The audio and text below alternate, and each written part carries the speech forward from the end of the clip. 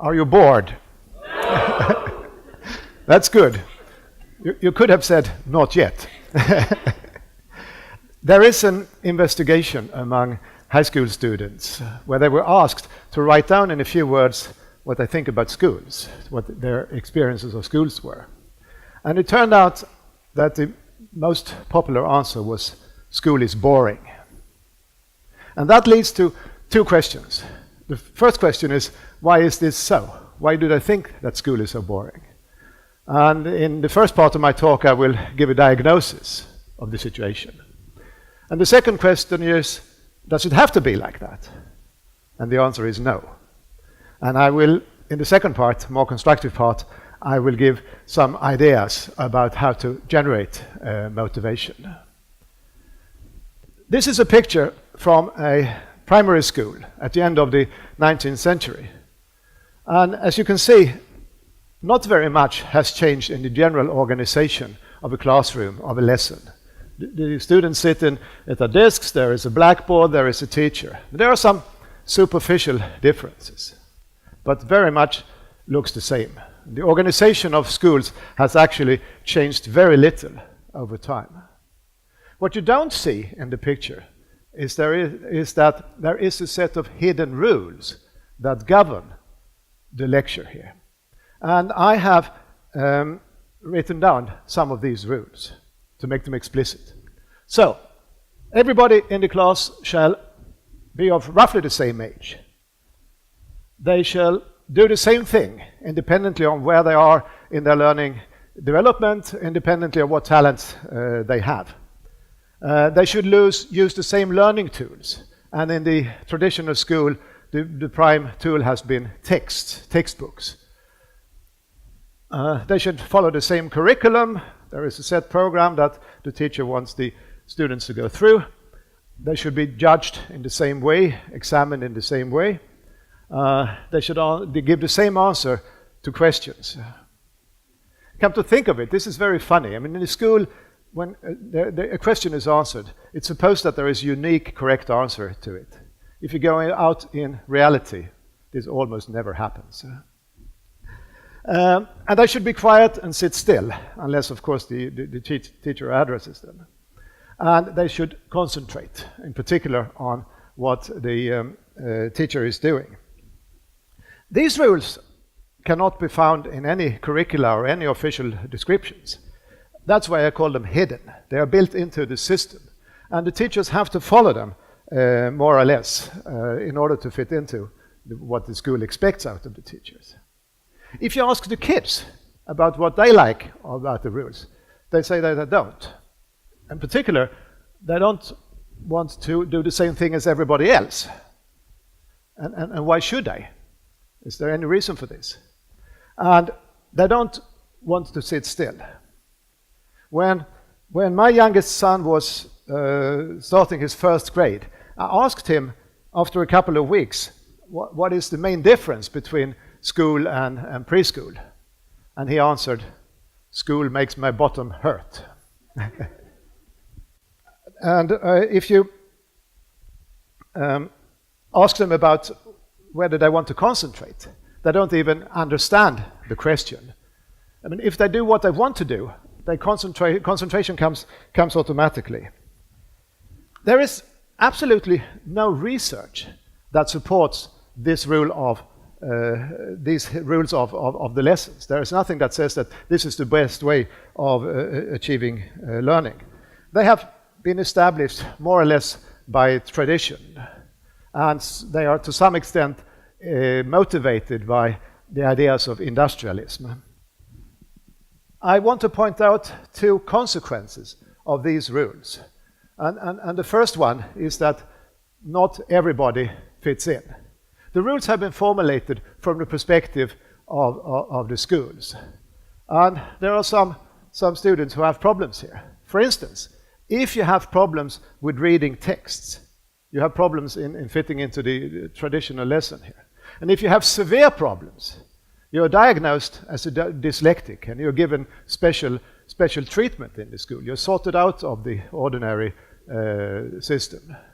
And in Ken Robinson's TED talk, he gave the example of the girl who absolutely could not sit still. And she later became one of Britain's most famous dancers and choreographers. And she concentrated when she was moving. I mean, for her, sitting still was totally going against her desire on how to behave and how to learn. So I recommend school leaders to change the perspective and to focus on the individuals instead. You should ask, instead of talking about what school says about how you should behave in the class, you should ask, how can school adapt to make the situation the best for this particular individual? And I think we are very far from that situation. The second consequence, and the most important here, is that these rules block the motivation of the students. If you go outside schools, kids are not bored at all. They do what they like to do. And young children are most motivated when they are playing. And somehow there has been a division between playing and learning. Playing is for fun, learning is something serious, so you cannot definitely not learn by playing. This reminds me of the old saying that when you take a medicine, it should taste bad, otherwise it doesn't work. And the analogy is, of course, that teaching must be boring, otherwise it doesn't work. I find it difficult to see the logic of this argument. It's not the teacher's fault that school blocks motivation. I mean, these rules are built into the system. And as a matter of fact, the teachers have to work against the rules. I mean, if you're a good teacher, you still succeed in generating motivation in your students. If you're not so good, you will fail. The students will still be bored, and you will lose your own motivation as a teacher.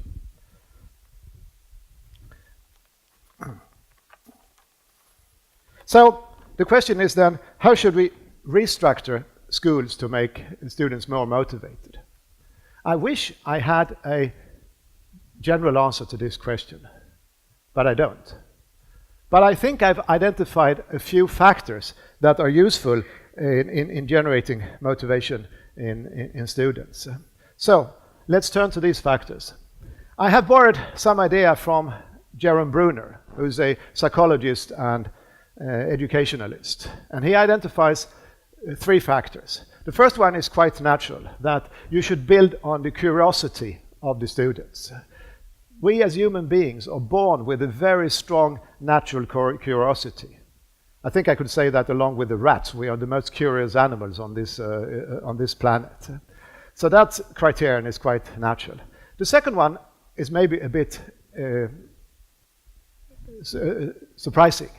He says that having a feeling of having a control over a situation, being competent, is a very strong factor for motivation. I mean, if you solve a problem that you had struggled with, and then suddenly you feel a sense of relief, and this is very motivating for you.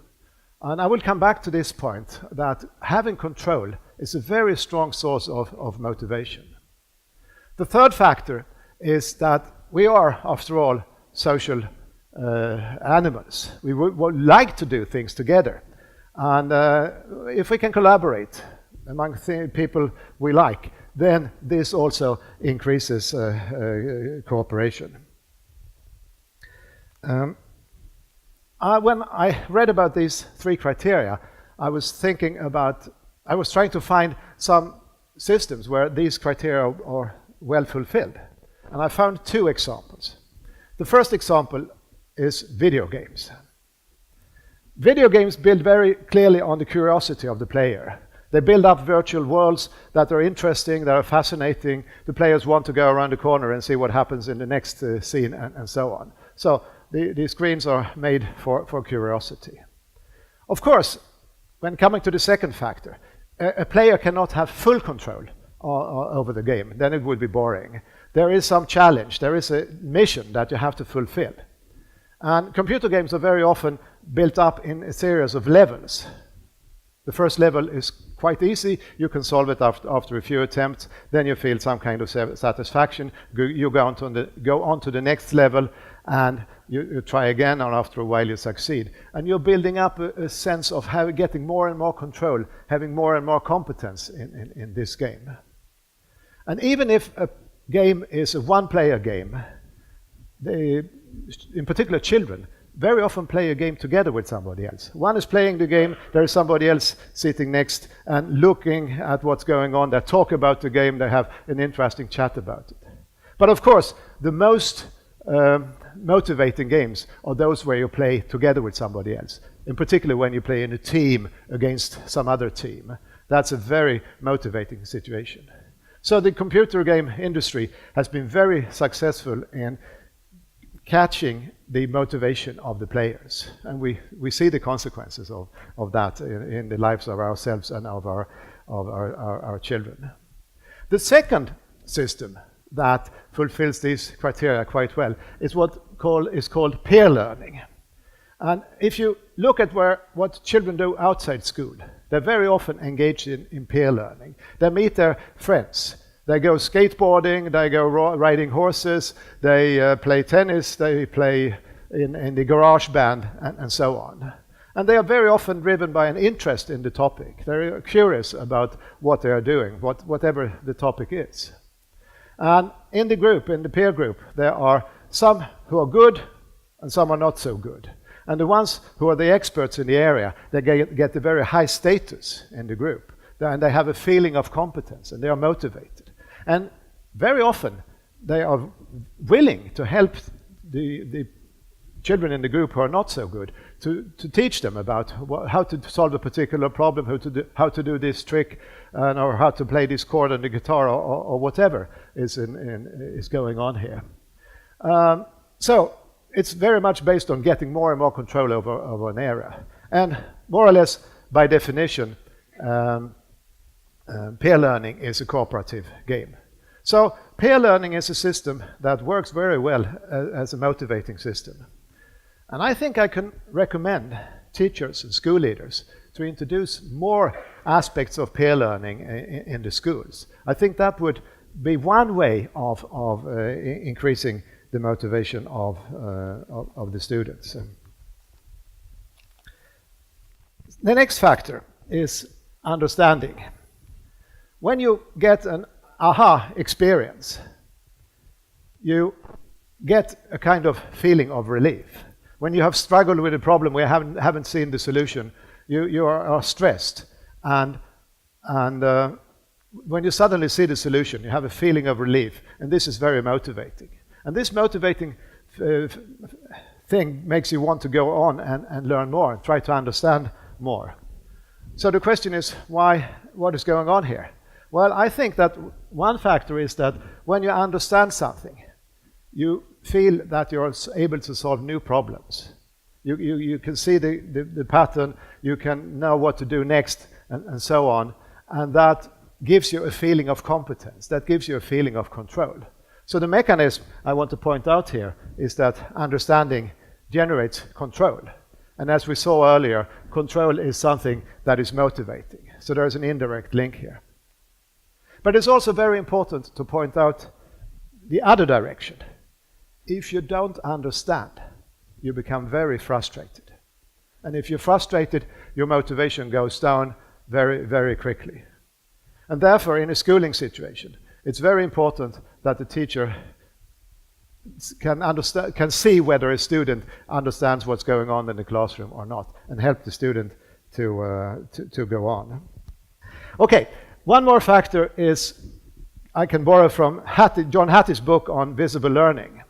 And John Hattie, he has done a Herculean task of investigating a large number of studies of educational interventions. I mean, he's gone through more than 800 meta-analyses of a lot of studies, and they're actually based on more than 50,000 individual studies of educational interventions. And in total, more than 200 million students are involved in this. So it has been really, really a big task.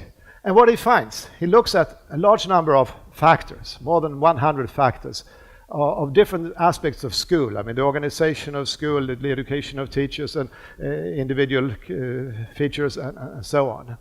And one thing he finds is that factors concerning school structure, that is, how big the classes are, where they're located, and so on, have indeed a very small effect on the outcomes. And he's trying to measure the outcome of each of the factors.